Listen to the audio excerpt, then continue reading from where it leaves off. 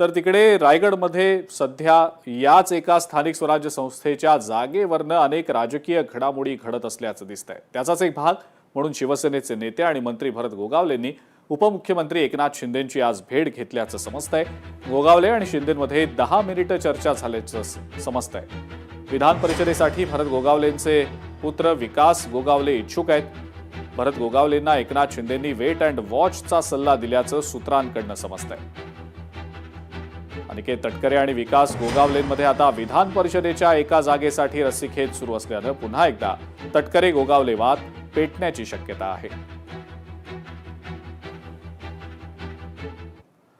विधान परिषदेबाबत विकास गोगावलेंनी प्रतिक्रिया दिलेली आहे। पक्ष नेतृत्वानं जर संधी दिली तर या संधीचं मी सोनं करेन असं विकास गोगावले म्हणतात।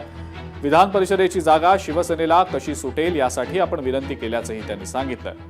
लोकसभा निवडणुकीमध्ये मी प्रामाणिकपणे सुनील तटकरेंना निवडून आणण्यासाठी काम केलेलं आहे। विकास गोगावले यांनी या संदर्भात आमची आग्रही भूमिका आहे की ही जागा आम्हाला मिळावी असं देखील म्हटलंय। नाही, पक्ष नेतृत्वाने जर संधी दिली तर निश्चित त्या संधीचं सोनं करून देईल। आणि कोकणामध्ये आपल्या सर्वांना माहिती आहे की शिवसेनेची ताकद ही सर्वात अधिक आहे।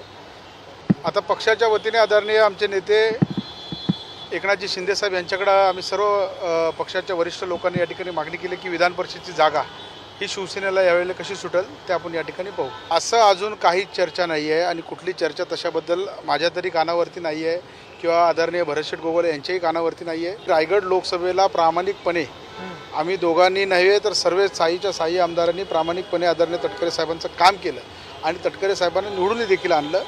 परंतु माझी आता आग्रही मागणी पक्षाकडे असणार आहे की पक्षाने ही जागा विधान परिषदेची ही शिवसेनेच्या ताब्यात राहावी, महायुतीच्या ताब्यात राहावी आणि ही जागा शिवसेना पक्ष म्हणून आपण ही कोकणात लढवावी। परंतु अजूनही राष्ट्रवादी आग्रही आहे या जागेसाठी। नाही, असू द्या ना आग्रही कुठला आग्रही आहे बघा, आग्रही राहायचा अधिकार सर्वांना आहे।